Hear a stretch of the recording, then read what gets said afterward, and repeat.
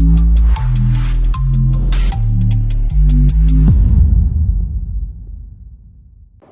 7 જુલાઈ રવિવારે ભગવાન જગન્નાથની રથયાત્રા પ્રારંભ. ભગવાનના આ દિવસે નિજ સ્થાન છોડીને નગરયાત્રા કરશે. સુરતમાં રથની શરૂઆત વરાછા, મિની બજાર, હીરાબાગ, કાપોદ્રા સહિત સરથાણા ખાતે સમાપન થશે. રથયાત્રામાં વિવિધ ઝાંખીઓ, ભજન મંડળીઓ, પ્રસાદી અને સાધુ સંતો આકર્ષણનું કેન્દ્ર બનશે. રથયાત્રા દરમિયાન હજારોની સંખ્યામાં લોકો ઉપસ્થિત રહેશે. રથયાત્રામાં 25,000 લોકો માટે ભોજન પ્રસાદનું આયોજન કરવામાં આવ્યું. કેમેરામેન સેનિલ વિરાણી સાથે વિશાલ છેઠા, માનવ પ્રભા ન્યૂઝ, સુરત. હરે કૃષ્ણ, જય જગન્નાથ. આપણા સુરત શહેરમાં વરાછાના આંગણે આ ત્રીજી રથયાત્રા અને વરાછાની એકમાત્ર આ રથયાત્રા અને અતિ ભવ્ય રથયાત્રાનું આયોજન ઇસ્કોન મંદિર વરાછા દ્વારા કરવામાં આવ્યું છે. એમાં તમે બધા જ પરિવાર સાથે આમંત્રિત છો. આ રથયાત્રાના શોભા વધારવા માટે સુરતના અગ્રણી સમાજના લોકો પધારવાના છે. આ રથયાત્રામાં અલગ અલગ જાતના વિવિધ પ્રસાદોની પણ વહેંચણી કરવામાં આવશે. આ રથયાત્રામાં ભારતીય સંસ્કૃતિને દર્શાવે એવી અલગ અલગ આકૃતિઓ ઝાંખીઓના માધ્યમથી બતાવવામાં આવશે. આ રથયાત્રામાં અલગ અલગ સાધુ સંતો પણ પધારવાના છે. વિદેશથી પણ ફોરેનર ભક્તો પણ આવવાના છે.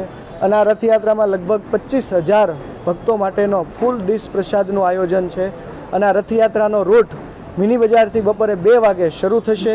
ત્યારબાદ કાપોદ્રા બ્રિજ ચડીને VIP સર્કલ, સુદામા ચોક, રામ ચોક, સૌજી કોરાટ બ્રિજ ઉપર ચડીને ત્યારબાદ જકાત નાકા, પ્રાણી સંગ્રહાલય આ રથયાત્રાનો વિરામ થશે. તો આવી રીતે આ રથયાત્રાનું આયોજન છે. હરે કૃષ્ણ, જય જગન્નાથ. 4 રસ્તાથી ઉત્તરાયણ બ્રિજ થઈ અને ઉત્તરાયણમાં અને ત્યાર પછી સૌજી કોરાટથી સરથાણા પ્રાણી સંગ્રહાલય પાસે પૂર્ણ થાય છે.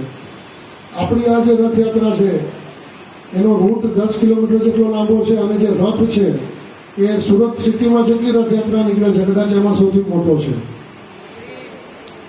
એટલે સુરક્ષાની દ્રષ્ટિએ આપણી જવાબદારી ખૂબ વધી જાય છે.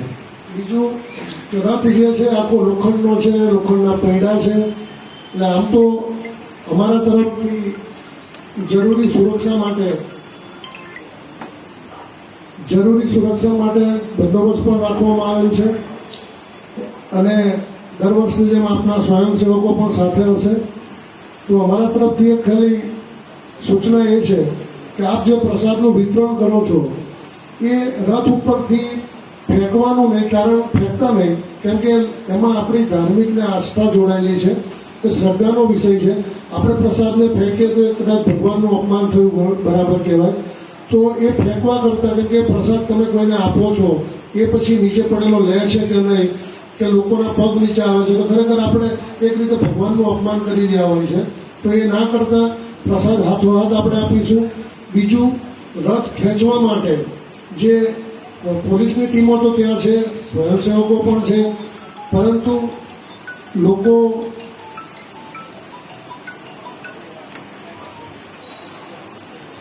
ત્યાં ધસી ના આવે. અને રથયાત્રા એક ધાર્મિક તહેવાર હોય, લોકોનો ધસારો પણ હશે, શ્રદ્ધાળુઓ પણ હશે. એટલે રથયાત્રાના જે આયોજકો છે એમની પણ નૈતિક જવાબદારી છે કે પોતે પોતાની રીતના જય જગન્નાથ કહીને કે હરે કૃષ્ણ કહીને એ લોકોને થોડા સમજાવે. પોલીસ પણ એમને એમની રીતના સમજાવશે, પરંતુ ત્યારે પોલીસ અને પબ્લિક વચ્ચે થતું હોય છે તો પછી એમને બીજા એંગલથી જોતા હોય છે. એટલે એક વિનંતી એ છે કે તમારા સ્વયંસેવકો જેટલા વધુમાં વધુ બને એટલા રાખજો. અને વરસાદી માહોલ છે એટલે રથયાત્રાના જે રૂટ ઉપર છે, આપણે રૂટ ઉપર પણ દર્શન બધા કરે એ હિતાવો પણ છે, પરંતુ બિનજરૂરી પછી રોકાણ ન થાય અને પોલીસને એટલો સહકાર મળે એવી અમારા તરફથી વિનંતી છે. આ સિવાય બીજું કોઈ અમારા વિડીયોની નવી અપડેટ મેળવવા માટે સબસ્ક્રાઇબ કરો માનવ પ્રભા ન્યૂઝ ચેનલને. બેલ આઇકન ક્લિક કરો લેટેસ્ટ વિડીયો સૌથી પહેલા મેળવવા માટે.